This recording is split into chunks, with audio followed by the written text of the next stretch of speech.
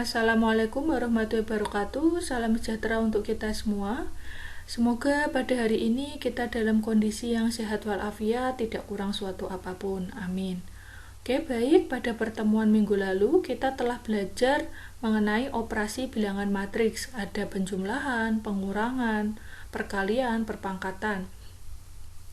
Nah, hari ini kita akan belajar mengenai matriks lagi, tapi subbabnya determinan dan inverse. Oh iya, untuk latihan soal yang saya berikan minggu lalu, sebagian besar sudah bisa mengerjakan operasi bilangan matriks dengan benar.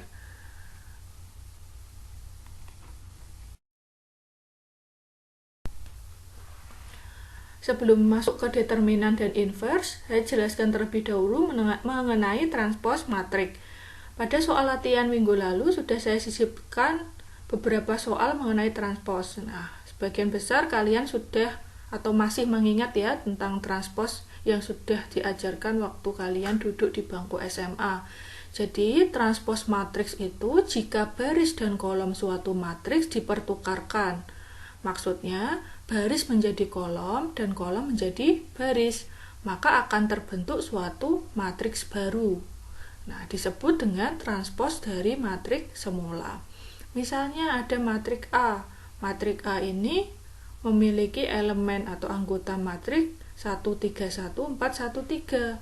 Nah, ini ordonya 2 kali 3. Ketika ditransposkan, ditransposkan tadi berarti baris menjadi kolom ya. 1, 3, 1 itu baris menjadi kolom, berarti ditulis ke bawah 1, 3, 1. Lalu ada elemen 4, 1, 3 itu baris dijadikan kolom. Jadi ke bawah atau vertikal menjadi 4, 1, 3. Nah, matriks A yang awalnya berordo 2 kali 3 ketika ditransposkan berubah menjadi ordo 3 kali 2. Nah, berikut ini merupakan beberapa sifat matriks transpose. Yang pertama, jika A plus B ditransposkan sama dengan A ditransposkan ditambah B ditransposkan. Lalu yang kedua, jika matriks A transpos terus ditransposkan lagi, maka akan berubah menjadi matriks A. Yang ketiga, jika ada matriks A kali B ditransposkan, maka sama dengan matriks A transpos dikali matriks B transpos. Yang keempat, ketika ada matriks A dikalikan dengan suatu bilangan K dan ditransposkan, itu sama dengan K dikali A transpos.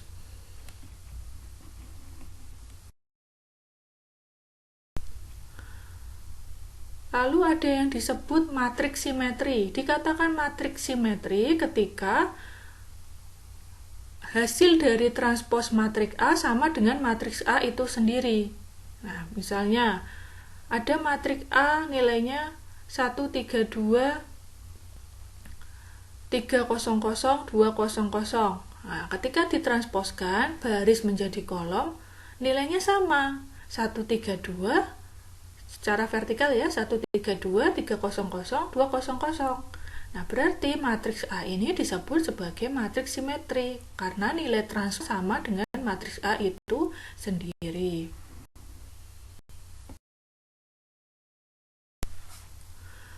Kita masuk ke subbab determinan matriks. Jadi, setiap matriks persegi atau bujur sangkar pasti memiliki nilai determinan.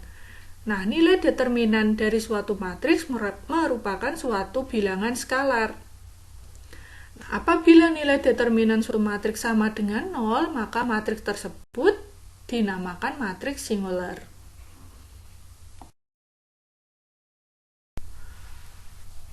Notasi determinan dari suatu matriks. Nah, misalnya ada suatu matriks A, kita disuruh menentukan determinannya. Maka kita bisa notasikan dengan det, terus kurung buka, A, ini maksudnya matriks A-nya, berapa nilainya, lalu kurung tutup. Nah, ini merupakan notasi dari determinan.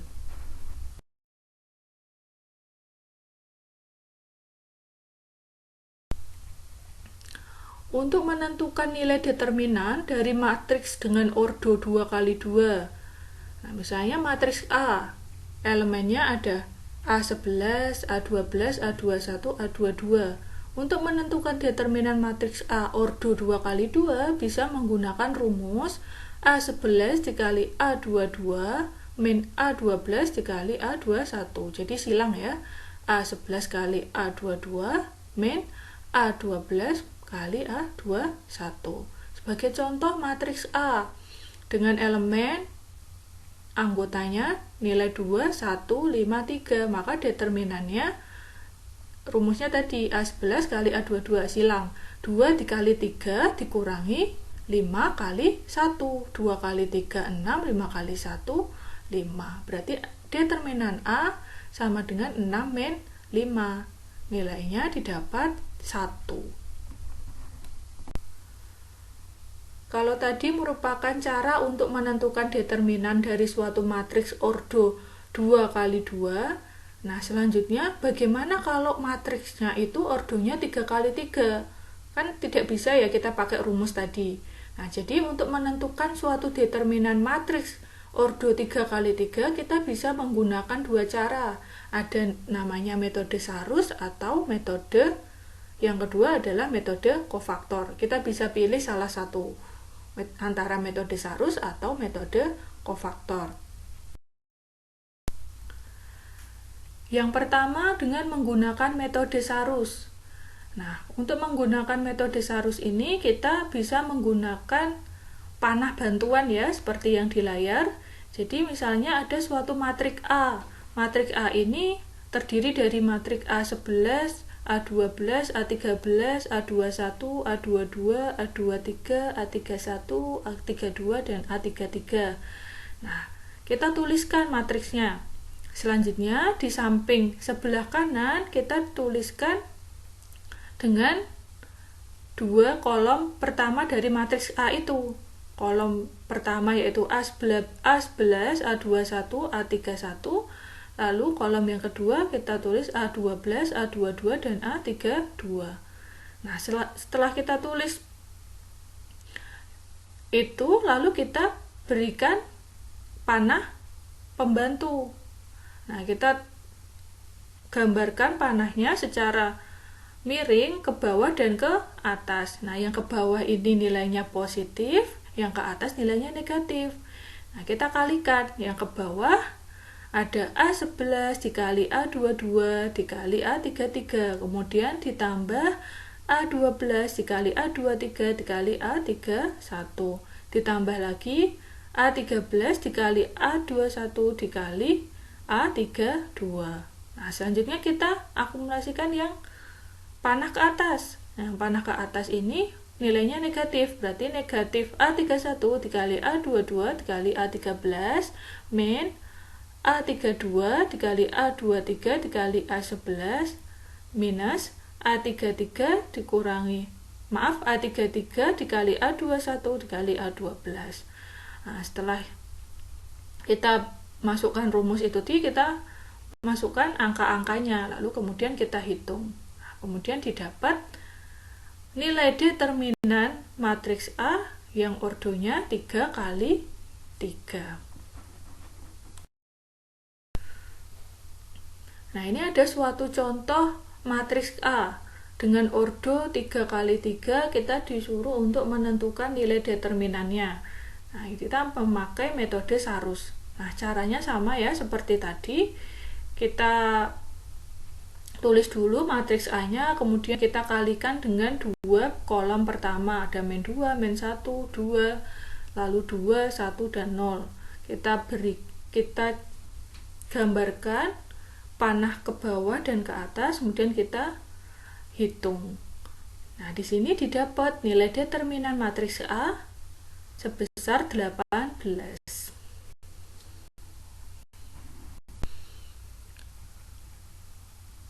Kalau tadi menentukan nilai determinan dari matriks 3 kali 3 dengan menggunakan metode Sarus, selanjutnya kita coba dengan metode kofaktor. Nah, dengan metode kofaktor ini, langkah pertama, nah di sini ada matriks A. Nah, matriks A ini terdiri dari elemen atau anggota matriks A1, A2, A3, B1, B2, B3, C1, C2, C3. Nah, kita disuruh menentukan determinan dari matriks A ini dengan metode kofaktor. Oke, langkah pertama kita tuliskan dahulu nilai di kolom pertama. Nilai di baris pertama. Nah, baris pertama berarti ada A1, B1, dan C1. Nah, ini kita tuliskan dulu A1, B1, dan C1-nya. Setelah A1, B1, dan C1 kita tulis, lalu kita masukkan tandanya, positif, negatif, dan positif. Nah, A1 ini nilainya positif, B1 negatif, lalu C1 positif lagi. Positif, negatif, positif. Nah, selanjutnya kita masukkan adjoin yang di dalamnya ini, di dalam kurungnya. Untuk A1, nah untuk mempermudah kita tidak perlu menghafal rumusnya ya. Metode kofaktor ini kita tidak perlu menghafal rumusnya, cukup tadi pegangan kepada tandanya tadi positif, negatif, positif, sama yang pertama kita tulis dahulu yang baris pertama A1, B1, dan C1. Kemudian untuk A1, nah A1 ini terletak di mana? A1 ini terletak di baris pertama, kolom pertama. Nah, seperti yang sudah terlihat di layar, kita gunakan garis bantuan untuk menutupi angka-angkanya. Di baris 1 kita tutup, baris 1 kita tutup, kolom 1 kita tutup. Nah, yang masih tersisa angka-angka apa aja? Berarti cuma B2, C2, B3, dan C3. Lalu kita lanjut ke B1. B1 ini terletak di baris pertama, kolom kedua. Nah, kita tutup baris pertama sama kolom kedua. Kita tutup menyisakan angka A2, C2, A3, dan C3. Selanjutnya C1. Nah, C1 ini terletak di baris 1, kolom ketiga. Kita tutup baris 1, kita tutup semua. Kolom ketiga kita tutup semua. Menyisakan angka A2, B2, A3, dan B3. Nah, begitu cara menentukan determinan ordo 3x3, matriks 3x3 dengan metode kofaktor. Nah, berikut ada soal. Tentukan nilai determinan dari matriks C ordo 3x3 dengan menggunakan metode kofaktor. Nah, caranya sama seperti yang telah saya jelaskan tadi. Nah, kita tulis angka-angkanya A1, B1, C1. A1-nya 3, B1-nya 2, C1-nya 5. Berarti lalu kita beri tandanya positif, negatif, positif. Lalu untuk elemen-elemen yang di dalam tanda kurungnya seperti yang telah saya jelaskan tadi di awal. Lalu didapat, nah kita dihitung ya, kita hitung determinan C-nya, didapat nilainya minus 21. Lalu kita masuk ke minor. Nah, minor ini adalah determinan yang berasal dari determinan orde ke N dikurangi dengan baris ke I dan kolom ke J. Dinotasikan dengan M huruf besar, I kali J. I ini baris, J-nya kolom. Nah, contoh minor dari elemen matriks A. Misalnya matriks A ini kita disuruh mencari minor A11. Nah, minor A11 atau A baris 1 kolom 1. Nah, caranya kita tutup dahulu angka-angka di kolom 1 dan baris 1. Kita tutup menyisakan angka A22, A23, A32, dan A33. Ini yang dinamakan minor 1 kali 1 atau minor di baris 1 kolom 1. Lalu bagaimana kalau kita disuruh menentukan minor baris 1 kolom 2? Nah, kita tutup dahulu baris satunya, kita tutup semua angka-angka di baris 1, lalu kita tutup angka-angka di baris keduanya. Angka di baris 1 dan angka di kolom kedua. Nah, menyisakan A21, A23, A31, dan A33. Nah, itu untuk menentukan minor 1,2.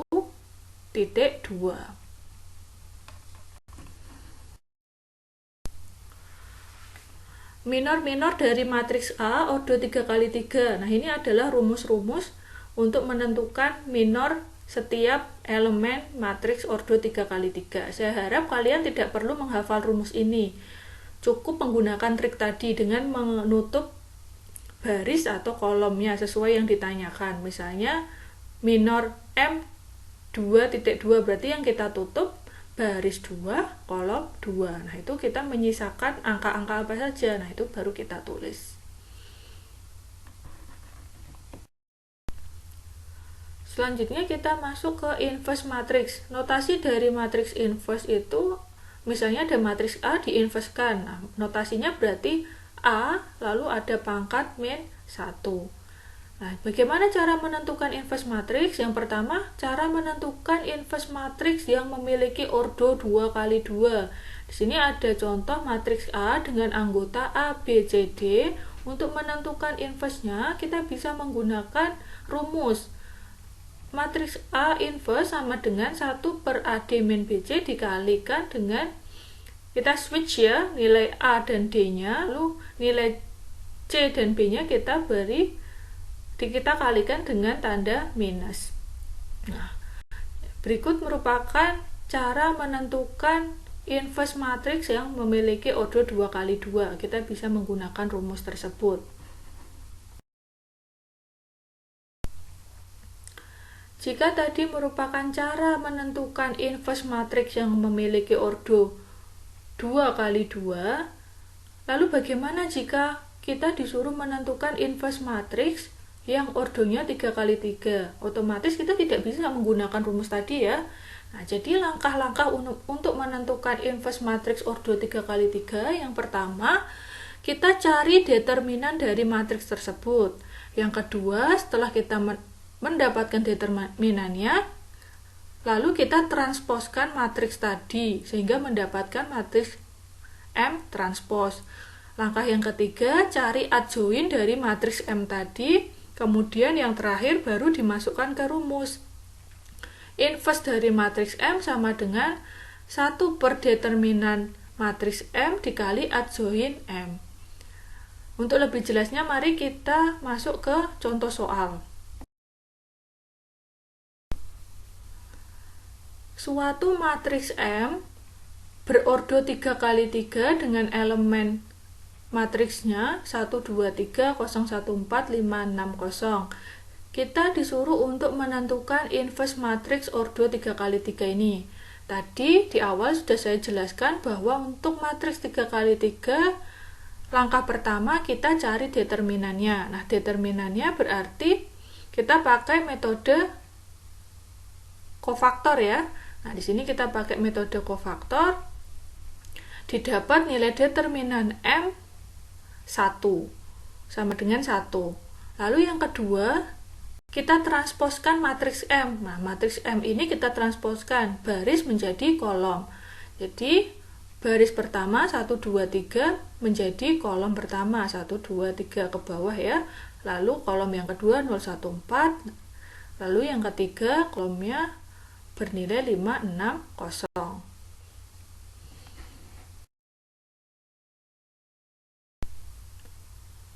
Setelah kita menentukan nilai determinan dan menentukan transpos dari matriks M, langkah yang ketiga kita menentukan adjoinnya. Nah, dari matriks transpos tadi kita cari adjoinnya. Nah, cara mencari adjoin itu dengan minor-minor yang sudah saya jelaskan tadi di awal. Misalnya minor M11. Nah, kita cari M11 berarti kita tutup baris 1 kolom 1, menyisakan nilai 1, 6, 4, 0. Nah, kita lakukan seperti itu sampai yang terakhir minor M33 berarti baris ketiga kolom ke-3, menyisakan angka 1, 0, 2, 1. Nah, setelah kita cari adjoinnya itu, kita mendapatkan nilai. Kemudian jangan lupa kita kalikan dengan tandanya. Nah, tanda-tanda yang harus kalian ketahui adalah yang baris pertama kalikan dengan nilai positif, negatif, positif. Untuk yang baris kedua kalikan dengan negatif, positif, negatif. Untuk baris ketiga kalikan dengan positif, negatif, positif. Nah, selanjutnya sudah ketemu nilai adjoinnya. Nilai adjoin dari matriks transpos tadi adalah min 24, 20, min 5, 18, min 15, 4, 5, min 4, dan 1.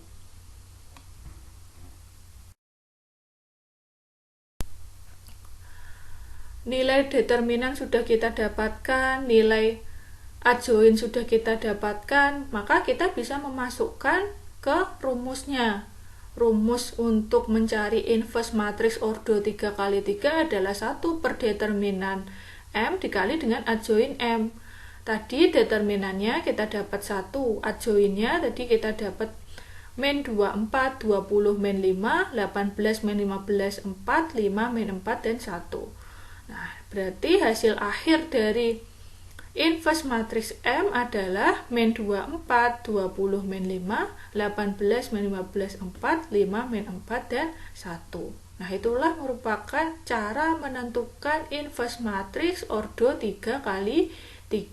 Lebih rumit memang dibandingkan dengan ordo 2x2 yang langsung menggunakan rumus. Nah, ini ketelitian kalian sangat dibutuhkan untuk menghitung inverse matriks ordo 3x3. Berikut adalah contoh aplikasi matriks dalam teknik sipil. Nah, ini bentuknya soal cerita.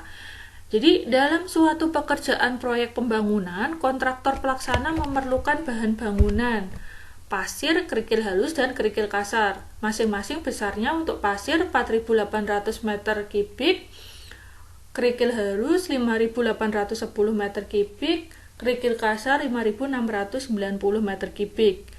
Nah, terdapat 3 sumber bahan. Nah, di sini kontraktor memiliki 3 sumber bahan, di mana kandungan material dalam persennya adalah sebagai berikut. Untuk sumber 1, pasirnya sebesar 52%, kerikil halus 30%, kerikil kasar 18%. Sumber 2, pasirnya 20%, kerikil halus 50%, kerikil kasar 30%.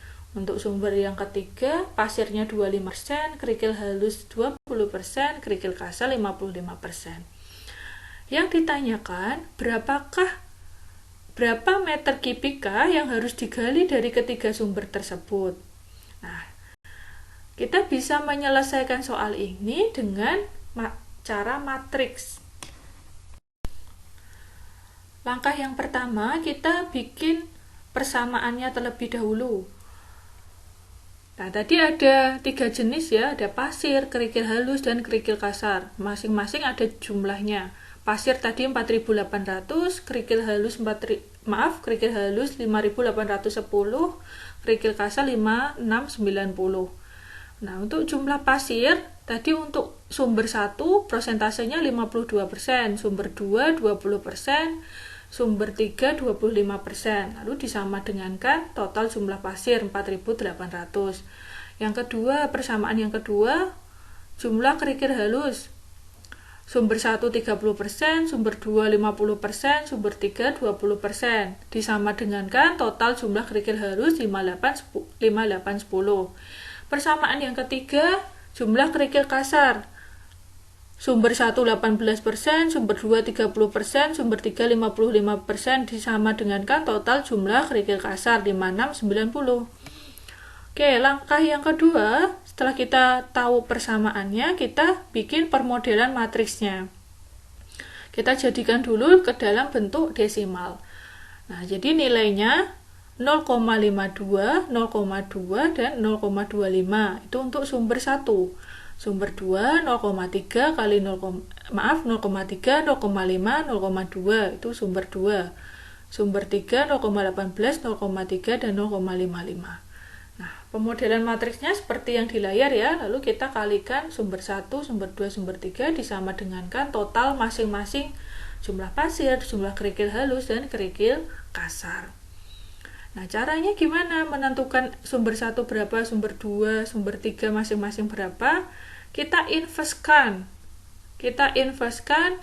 0,52, 0,3, 0,18. Ini kan berarti dia ordonya 3 kali 3 ya. Nah, kita investkan seperti yang sudah saya jelaskan tadi di awal. Nah, setelah ketemu hasil inverse matriks tersebut, kita kalikan dengan masing-masing tadi jumlah pasirnya. Jumlah pasir, jumlah kerikil halus dan kerikil kasar 4.800, 5.810 dan 5.690. Nah, nanti didapat nilai sumber 1, sumber 2 dan sumber 3. Nah, di sini langkah yang paling panjang itu adalah menentukan inverse matriksnya. Nah, setelah inverse diketahui baru dikalikan dengan nilai 4.800, 5.810 dan 5.690. Lalu didapat masing-masing jumlah sumber 1, sumber 2 dan sumber 3. Setelah proses perhitungan tadi selesai, maka didapat volume galian yang harus diambil dari setiap sumber. Sumber 1 sebesar 4013,61 meter kubik, sumber 2 7162,09 meter kubik, sumber 3 5124,3 meter kubik.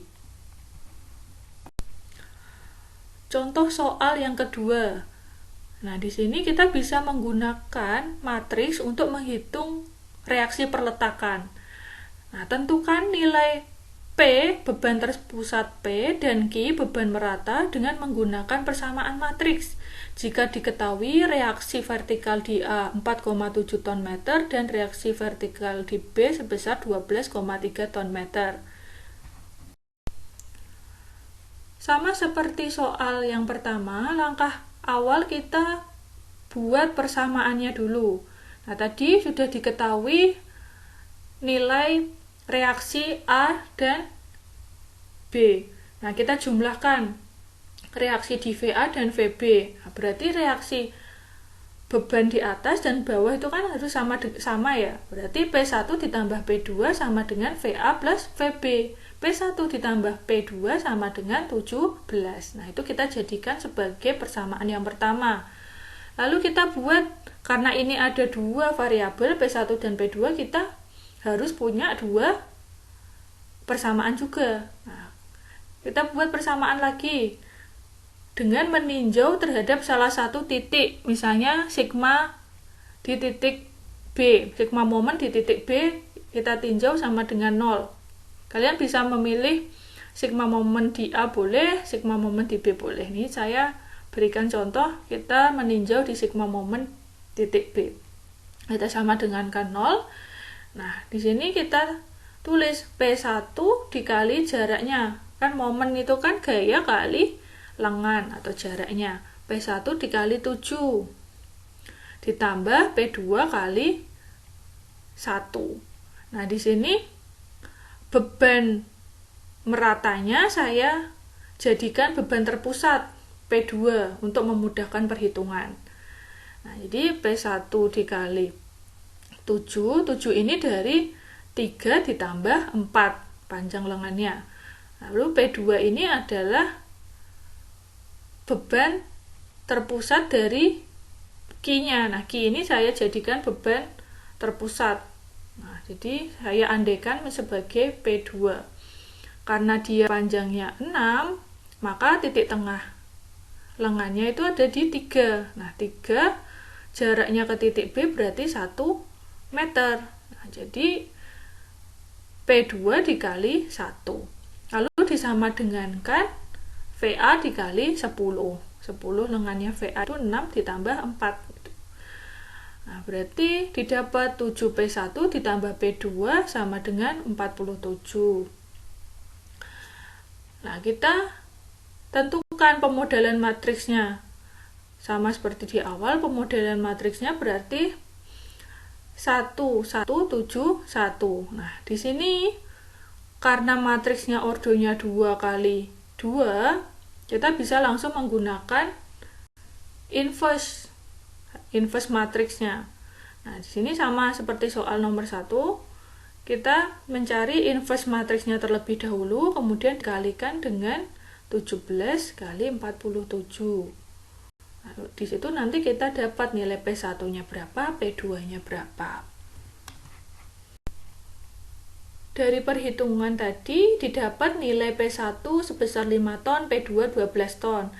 Karena tadi yang ditanya adalah nilai Q, beban merata, maka kita bagi P2 12 ton dengan 6. 6 ini tadi panjang beban meratanya. Jadi didapat nilai Q 2 ton per meter.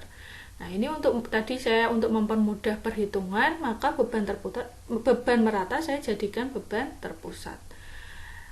Nah, itu yang perlu kalian perhatikan ya. Jika yang ditanyakan adalah nilai Q, maka kalian perlu mengubah nilai P2 yang tadi beban terpusat menjadi beban merata. Oke, baik, untuk pertemuan hari ini saya cukupkan sekian. Selanjutnya kalian bisa mengerjakan latihan soal yang telah saya sediakan. Terima kasih atas perhatiannya. Wassalamualaikum warahmatullahi wabarakatuh.